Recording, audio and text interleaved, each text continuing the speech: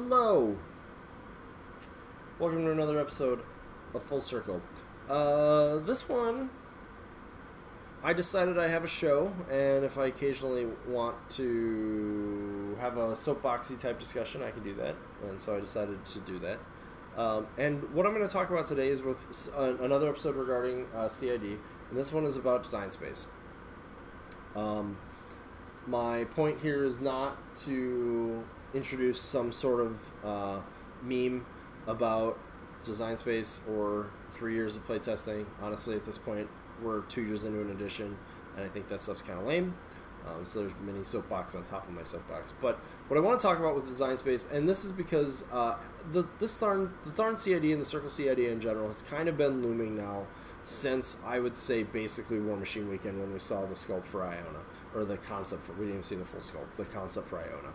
And we sort of thought back in May that we might already be going through CID, and then we thought it would be June, and now we're learning it's maybe August, or certainly at least August. And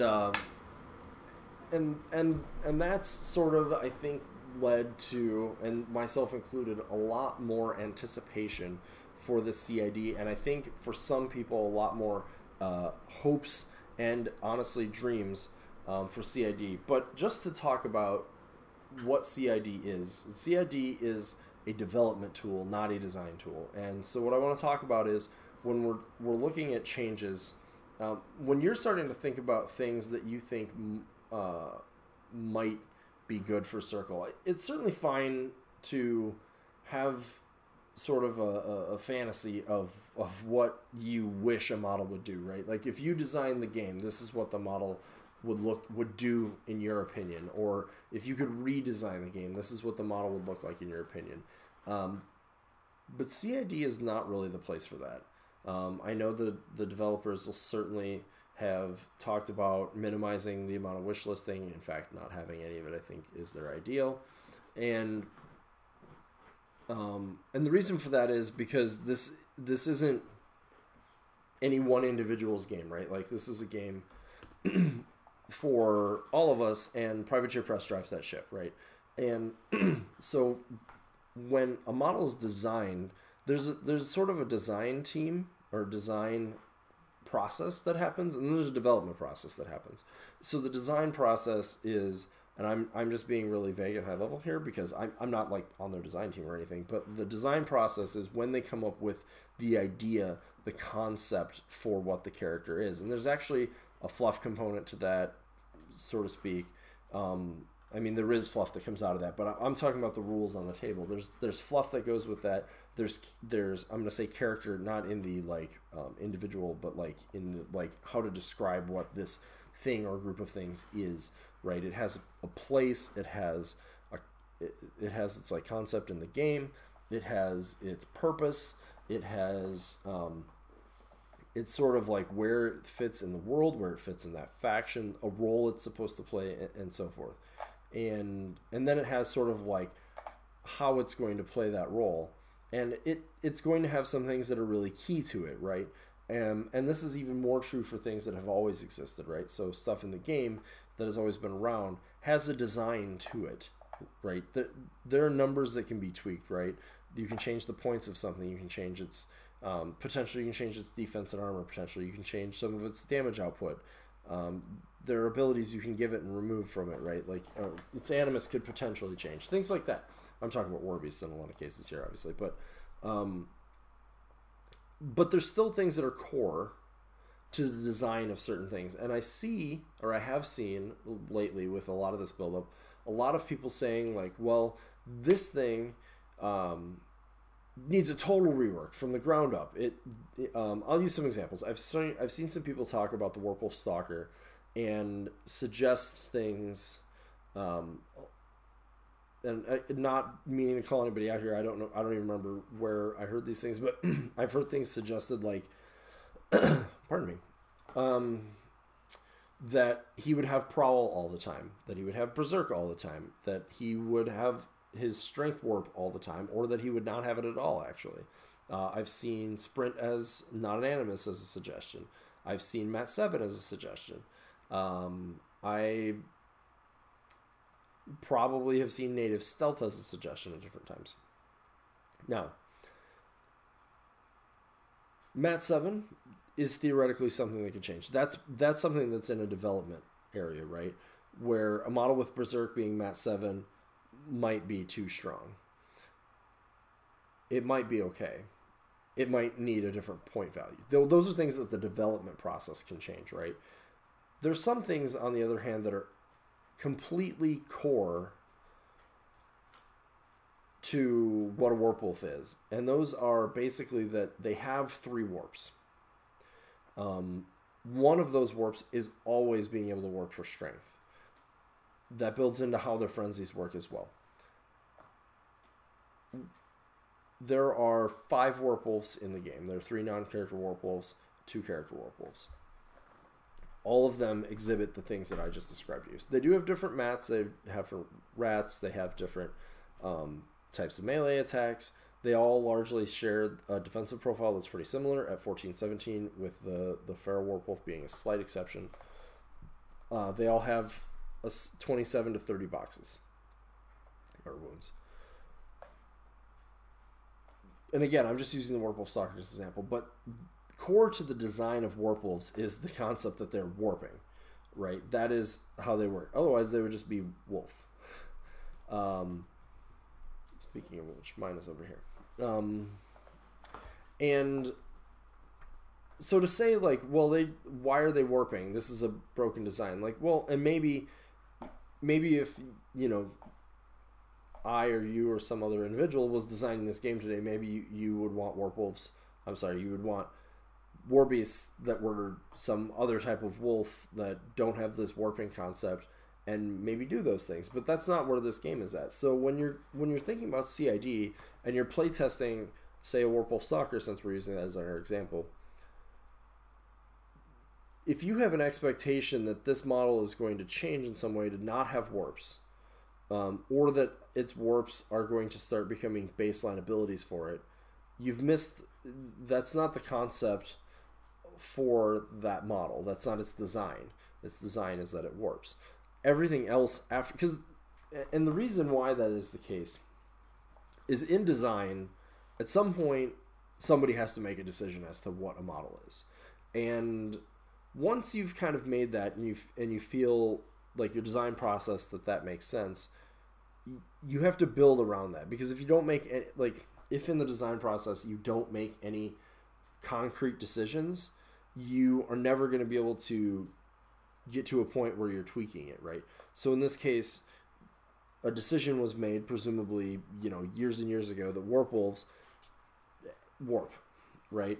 And after that point, you have to make that model work, right?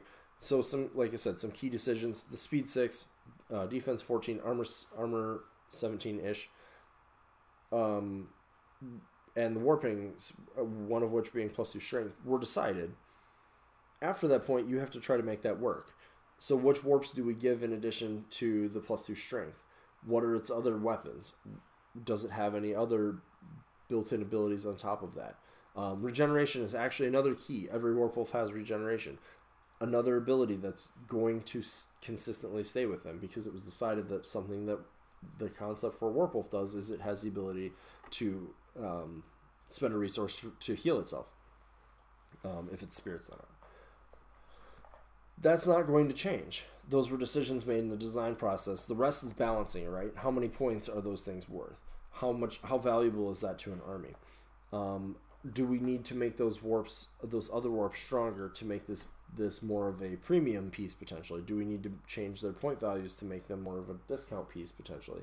I don't think that latter in this case is likely to happen. But once the design is made, the rest is development to make it fit into that mold in a way that's fun and playable and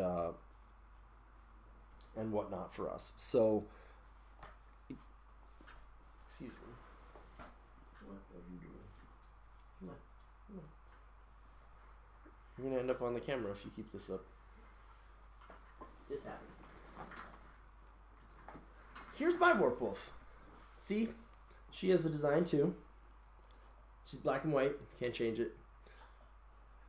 And in similar ways, and I'm making a stretch here because I know that Sorsha is a fan favorite, the development process for her is us teaching her to behave herself, which is still a CID for us sometimes too. Anyways, you can go. Sorry for the aside. Anyways, back on my my soapbox that I was on. When we're looking at the things that are going into CID, you need to realize some of these design space limitations. They're not changing. So please, like, I would recommend not spending your effort on trying to get the development team to do things that the design did not inform. Examples of that I just went through. Warp Wolves have warps. Warp Wolves have regenerate. Warp Wolves have a stat line that is basically 14, 17, speed 6. Warp Wolves are basically melee beasts, except for, well, that's not true. Some of them are melee beasts. The Tharn models, if it's a male Tharn model, it has Heart Eater. I know this has come up with the Blood Pack a lot, where people are like, well, it doesn't, Heart Eater is just costing them points in development but it doesn't make any sense because they can't use it to boost their range attacks.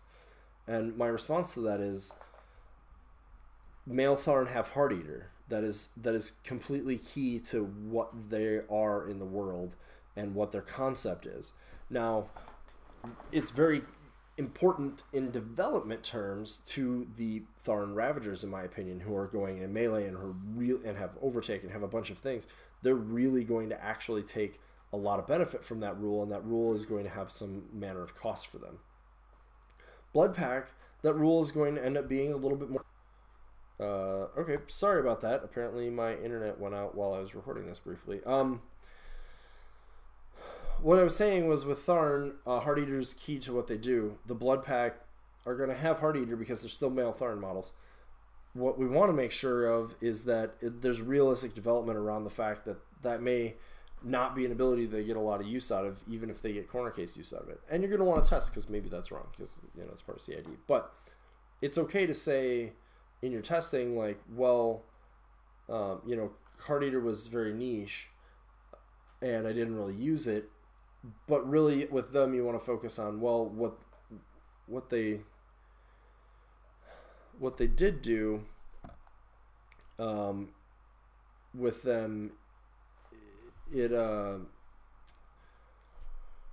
What they did do with them made it so that the range attacks aren't doing what they should be doing, or they don't feel like they're still occupying the niche that I think this range unit should. That's fine. The same thing, female Tharn are speed 7, they have stealth. Like, that's going to be key to what they do. Again, as a result, they're not going to, those are not things that they're likely to be changing, right? Dark here. So keep that in mind. Anyways, those are just some ideas. I don't want to, this video is probably gone long enough on the rant, but anyways, be thinking about the design of the model before you're suggesting changes to the model. CID in general is not a place where they're going to radically change what the concept of a model is. Almost never have they done that. They've sometimes gone in and made some radical changes, but that's been prompted. Well, it's kind of rare. Might happen from time to time.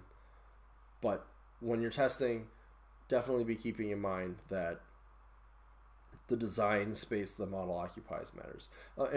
Just one real quick thing before I close it out. That also means that they want things not to overlap a ton. So when you start looking at certain things, if they do too much or they don't have a unique space, that's a thing that you want to try to give feedback on. For example, I'm a little concerned that Ravagers having brutal damage on the brutal charge rather, and the overtake mini feat means that they're kind of good into doing everything. And what room does that leave for things, for the other things in Tharn? That might be fine. I'm not saying that some testing won't show that that's okay, but that's something to be concerned about on that end. On the other end, if Wolf Riders or Blood Weavers don't feel like they have a unique home or don't feel like they have a niche, that's feedback you want to give, right? You want to say, like, well, I used this, but I felt like it would have just been stronger had I used this other unit, or I felt like they didn't really bring something new to the table, or etc. So Just some things to keep in mind as you play. Like a good example of that is people have still sort of called for Chromac 2's feed to affect all living models. And the reason that doesn't make sense is it might just be too strong to be that generically out there. But it also would then step on Iona's design space, where she's doing something like that, but better, but only for Tharn, where if Chromac does it for everybody, it may just be, you may just never, like, that might be better enough to say, like, well, why am I playing Iona? So it doesn't, that request at that point doesn't really make a lot of sense. So anyway, that's all. If you have any more examples of this, feel free to share them up. If you like the content, feel free to keep the discussion going, share, like, subscribe, and so forth. And we'll see you next time.